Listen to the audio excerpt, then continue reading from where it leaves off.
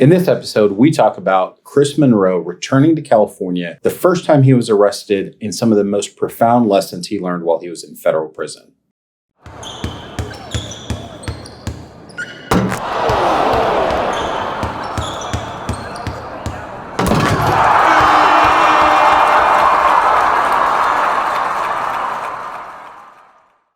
So where we left off last time was kind of the almost end of your college career. We had not yet hit on your first arrest with it, which actually happens before the true end of your college career. Yes. When's the first time you were arrested? I was arrested in college right before I was getting ready to quit. I caught a battery case, sort of real murky, sort of lots of alcohol, lots of drugs. It was a heavy night of partying. I was roaming around the dorm. At this point, the whole dorm was just sort of like on fire. Everybody was drinking. Everybody was drugging. Everybody was just loud and obnoxious. And at this time, I had a girlfriend. But, I was also an athlete on campus. And so, like, I wasn't, I don't want to say, like, sought after, but, like, I was an athlete. And so, like, I was hot shot, whatever you want to call it. And during this time where I was, under the influence, I had decided to cheat on my girlfriend. And I was in the staircase and I was making out with this girl, this random girl. And as I was doing that, a group of people were coming up the staircase, and that group of people were really close with my girlfriend. And so they went and told my girlfriend, and it didn't happen right away, but maybe an hour later, I was in my dorm room and I was sitting there by myself, and a group of people came in my room, and it was with my girlfriend, and they like I remember they all came in my room and shut the door, and I was just sort of like, okay, what's up, you guys? Really, what I was thinking, like, do you guys have some coke? Are you guys right. Here to party? Okay, right. And they shut the door and they just started like interrogating me. And at this point, I was so wasted when I was kissing the girl, I didn't really realize who it was coming up the stairs. And so they interrogated me, and then they started accusing me. And at this point, I'm really big, and I'm fit, I'm strong, and I'm in a tiny dorm room. And at this point, I'm uncomfortable and I want to leave. And they decide to block the door. How many people are we talking? Probably 3 or 4, maybe 5. Yeah. Maybe 5 in a small little dorm room. Right. And so at this point, I'm screaming, let me out. Nobody wants to let me out. I'm recognizing that they're friends or they're acquaintances, and I'm recognizing that my girlfriend's there. So as I get up, my girlfriend goes in front, and she starts screaming and pushing on me. And then, like, there's much give and take. And finally, I try to get through all the people, and I'm pushing and shoving, and I'm getting out of the way, and I'm opening the door, and she goes flying over to the side of the bed and hit and falls down, and I leave the room, and I take off. And so I'm just on the campus by myself, trying to blow off some steam. Next thing I know, I'm walking back to the campus, and there's tons of cops. And so they had called the cops and said that I had been violent and that I had put my hands on my girlfriend. And they took me to the station and booked me for a battery. And that was my first arrest. When you left the room after you pushed your way out, did you realize she'd been hurt? I had no idea. Okay. So you've left. You thought you got out of that bad situation, later to find out, hey, the police are waiting for you, and they do place you under arrest. And you pick up what in Texas would be an assault charge. There, it's a battery charge. I imagine so. I'm not really good with yes. That's fair. Fair enough. But essentially what you're talking about is probably a misdemeanor charge of battery, which meant you hurt someone. Yes. Not necessarily that she was bruised and broken, just she was hurt, and that can lead to criminal charges. Yes. But that was the first time you were ever arrested. Yes. What ultimately happens with that case? So that case was drug on for a little bit. shortly thereafter, I decided to leave the U of I. A short period after me getting back to California, I just go full blown cocaine. I mean, to the point where I couldn't even, like, I had to eat the cocaine because I couldn't snort it anymore. My eyes were swollen shut. I had to then go back to Idaho, and I believe I spent 6 days in jail to serve that out. So at some level, you had already decided Idaho was no longer the place for you. Yes. But this was the final straw, in essence, that made it to where you didn't want to be there and the university didn't want you to be there. Yeah, this was the black eye. This was the quintessential, like, there's no more sweeping anything under the rug. This was that moment where you couldn't squeak by it. It left a stain, and there was no cleaning it up. No matter what it was or what it looked like, there was a certain perception now of me, and it was unrecoverable. There you go. Much better. There was no cleaning it up. Right. Your then girlfriend, was she okay? Yes. And looking back and now realizing that she had been hurt, do you regret anything that happened that evening? Absolutely. I mean, I just regret being a jerk, right? Not taking into consideration anybody else's feelings. And that comes along with partying, right? Like, the minute you decide to take on drinking past the point of anything social, and then you combine that with illicit drugs, you're asking for disaster. Like, no matter who you are, that's really what you're asking for. You're asking for opportunities where you make it easier for yourself to slip up. And I just regret. I regret moments like that in my life, but I also keep them somewhere where I can constantly learn from them. I don't just. I try not to just experience things now. I try to look back and sort of extract something that I can get from it, keep with me, sort of chew the meat, eat the meat, spit out the bones. Right, because previously you've talked about perception and how drugs altered your perception on life, made you very selfish, and everything you just described was very self-centered. The only thing that you were seeing in the moment was yourself. Right? I'm in this room. I feel claustrophobic. I don't know why they're here, why they're accusing me of things. I want to get out. I'm too involved in myself to know that someone was hurt. So looking back and saying, I now have a new lens on life, I can learn from my mistakes, is important. And there's value in looking back and saying, hey, I did mess up, because part of what you're doing is you're helping other people understand, hey, this is the lens you're looking through life with now. If you go down this path, you're going to make decisions that you will regret. And I don't want you to have those experiences. Learn from mine. Right.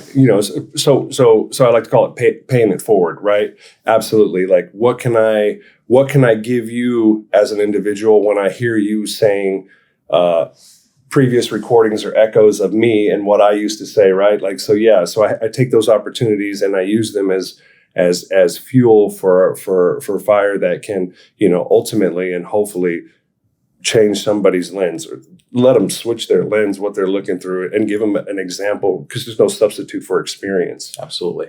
It's one thing for me to tell folks, hey, if you go down this path, I know as a criminal defense attorney where this is going to take you. I don't want repeat business from you. I want your life to be different than from when you first met me. But I'm not speaking from my own experience. I'm just speaking from experience of having helped people. Why your story is so compelling, at least to me, is you're speaking from experience. You've been through the darkest moments. You've been to places where a lot of people lose hope. And part of your story is about how you made decisions to change and to say, even in this dark place or dark moment, I'm ultimately going to get somewhere that I'm proud of myself. I'm proud of what I've done with my time. And I'm proud of you. I'm proud of the things that you've done and you continue to do. But that's why we're doing this podcast, is to tell people about that. And tell people there is hope, and you've just got to get to a point where you're willing to see things a little bit differently. Right. A large part of your story is about phenomenal opportunities that you lost over time. In fact, you were recruited or had an opportunity with what was going to be perhaps a new league, the XBA. Yes. Tell us about that. So this was a startup league. It was a chance to get in at the bottom which is really, you know, an exciting time anytime you get a chance to be in at the bottom. So I don't know if you've seen Ice Cube's Big Three. Yeah. It was like that, right? But the concept was a full court deal. And there were players from all over the place, overseas players, one-time professional NBA players. And this league was going to start up in the Carolinas, North Carolina. And I was recruited to do that, you know. But, well, I went, and when I went, at this time, you know, I had started depending on pills, opiates, and Xanax a lot, and I think I left to go play there. I think I brought like 100 and some odd Xanax pills with me, you know. Brought them through the airport like it was nothing. I'm trying to figure out how I'm going to manage this trip, right? Because at this point, I'm so dependent on pills, prescription pills, that the thought of, like, first of all, if I can't get my hands on them, I won't go. I won't step on the plane. I will not go take advantage of this opportunity if I don't have pills. Just period. I just wouldn't do it. So I got my hands on as many Xanax as I could and grabbed an Aleve bottle because they're sort of similar in shape and makeup, and dumped out the Aleve bottle and filled them all up with Xanax and brought them through the airport. And no one was the wiser. Nope. And started my XBA trip like that. How long did that last? I think it lasted maybe 3 months, maybe three months. But, you know, like, once again, this wasn't a full-throated or full-hearted effort by me by any means. I think once I arrived there, I was staying with the head coach of the team, and there was a big pool and volleyball court in this really big apartment complex that they had. And the first thing I did, I remember I went down to the pool area and immediately started fishing for people who were partying, and you know, I found a girl who was partying, who liked Xanax, and she became my plug. And, you know, next thing you know, it was just all about how could I get drugs instead of, you know, playing. Like, I lived with the coach and found ways to not go to practice. Your ability to manipulate and hide your addiction was pretty profound at that point. Yeah, I think at this point the addiction wasn't. It was strong, right? And it would take a seasoned vet to be able to recognize somebody who is heavily addicted to drugs. You know, they say, like, if you spot it, you can got it, or if you spot it, if you got it, you can spot it. Sorry. You know, but at this time, I'm not around people like that. I'm around people who are God-fearing men, women who are challenging men to be better. And so I think that, you know, like, their inability or their not being around stuff like that really helped prolong me flying under the radar. Right. Yeah. You talked previously about making a decision when you went to federal prison to swim upstream. Talk to me about what that means at a very practical level. What things were you saying yes to? What things were you saying no to? What did your day-to-day look like? You know, landing in federal prison is an unexplainable, like, feeling, right? I remember landing there and looking at a group of men and just a really big spread of people, and you know, hearing about their time, hearing about what they did last week, hearing about who they were, what they've done, and there was this prevailing thought that nothing in the system worked for them. Nothing in this, they were really just, like, pessimistic and cynical about anything that anybody was trying to do. And at this point, I'm so thankful, you know, and I believe this is a presence of God in my life, that I was able to sort of detach myself from the way I used to think, and I was able to observe how people were thinking inside this fence. And, you know, I just kept asking myself, why would you expect anything different with the things that you're doing?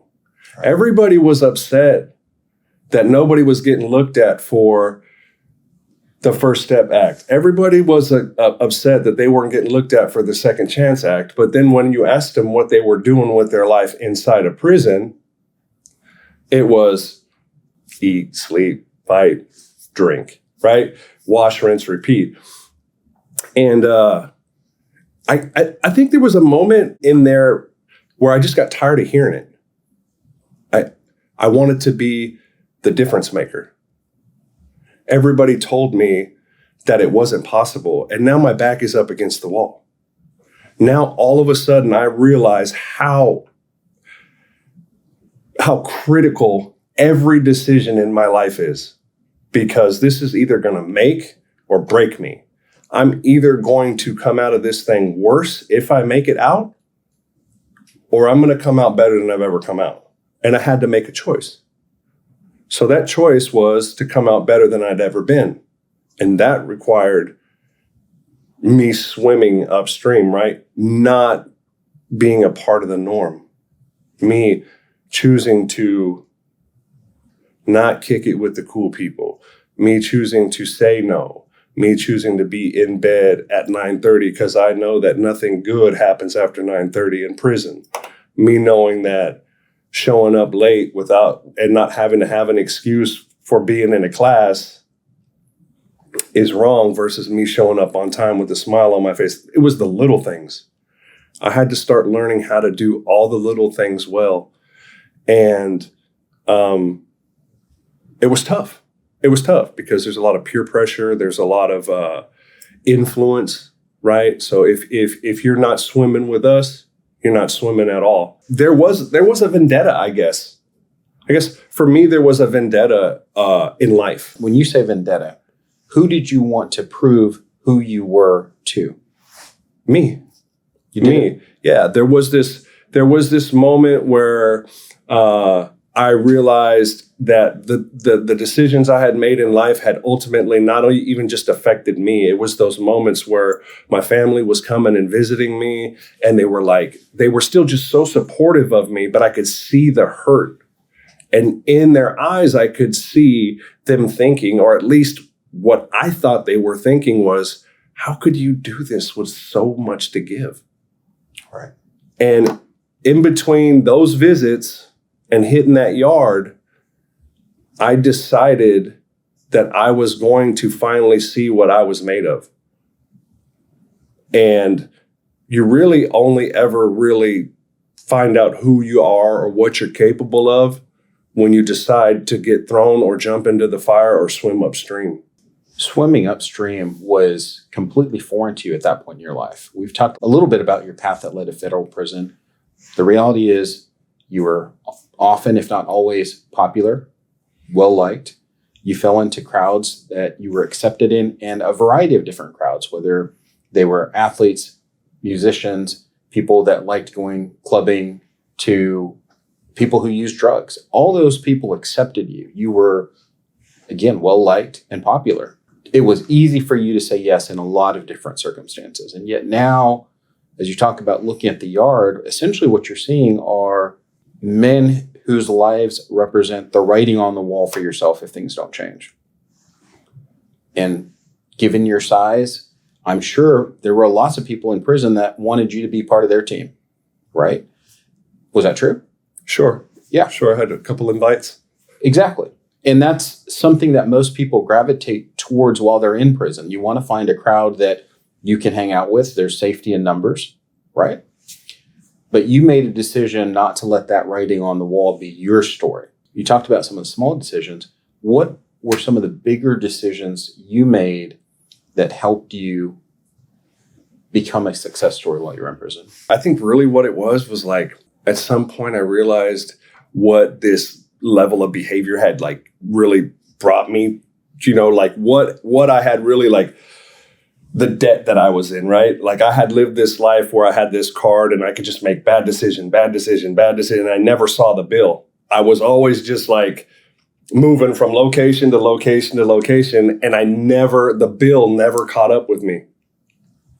until I went to prison. Right.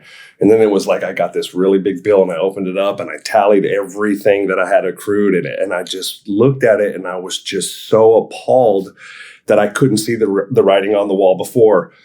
And it sparked something in me. It made me want to prove everybody wrong. It made me want to prove to myself, first and foremost, that I wasn't what this piece of paper said I was. Right? Because this piece of paper said basically I was a monster. And I had never felt like a monster. I had done some monstrous things, but I had never really felt like a monster. So I wanted to really, really, really prove to myself, first and foremost, but to everybody in there that they had a shot at life, that they still had a shot. And the only way I could do that, like that was something sparked in my heart. Like there was something churning in my spirit that wanted to be a symbol of hope for people.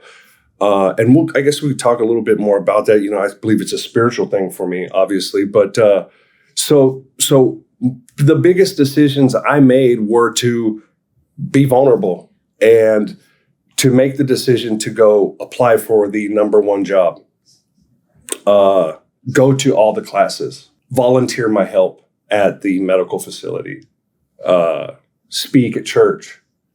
I chose to subject myself to all of the ridicule and all of the what ifs if I don't become successful in this endeavor that I'm trying. Like if I don't get this job and I tell everybody, nah, I got to go to sleep. I got to go to the library. I got to study. I got to do this because I want this job. If I fail, everybody's going to say, haha, I told you. Because that's what prison is. Right. Prison is a bunch of, haha, I told you, instead of, hey, man, I'm proud of you. And I wanted to be that guy who said, it's possible for me, and I want to let you know, even if you start to do it, I'm proud of you. So the big decisions for me in prison were to be vulnerable. That was probably the biggest decision I made in prison, was to be all the way out there and be transparent, be completely vulnerable, and let everybody know that despite what I'm facing, I'm going to make the best choice I can make day in and day out. There's so many powerful takeaways from what you just shared. A couple that stood out to me is, first, you made a decision that piece of paper, that judgment, that by all accounts shouldn't leave you sitting here with me today. It should still have you in federal prison. Right. That piece of paper did not define you. You made a decision that piece of paper didn't define you. You made a decision that your acts prior to that led to the piece of paper didn't define you. That was remarkable, and to me, a huge takeaway, hopefully for our listeners. The second one was what you decided to do in that moment. So many people look at that piece of paper and how many years in the federal system, how many months, because they put it in these big numbers, you're supposed to serve. So many people look at that and lose hope completely, right? Which is why it's so easy to say, haha, I told you so, right? And that's why it's such a common theme. But you chose in that moment to say, I've found hope to do this for myself, to show everyone I can against all odds, and to give like-minded people hope, to say that they can do it. And many of my listeners are going to be people who are looking at potentially federal sentences that are very long, because that's the nature of the federal system. Your story, therefore, to me, is so compelling for people in those positions. And hopefully these podcasts get played in prison. I know someone who's in charge of a lot of prison podcasts and making that available to people. And I want people in prison to hear your story, to say, here I am now, but Chris did it, and Chris gives me hope that I can do it. Thank you. Yeah, I appreciate it a lot. Thank you for listening. Obviously, this is a very heartfelt story for Chris Monroe, and we hope it's meaningful. If you found value in this podcast, be sure to like and subscribe. It'll really help other folks who are in similar situations find this content, and we hope that it blesses them as well.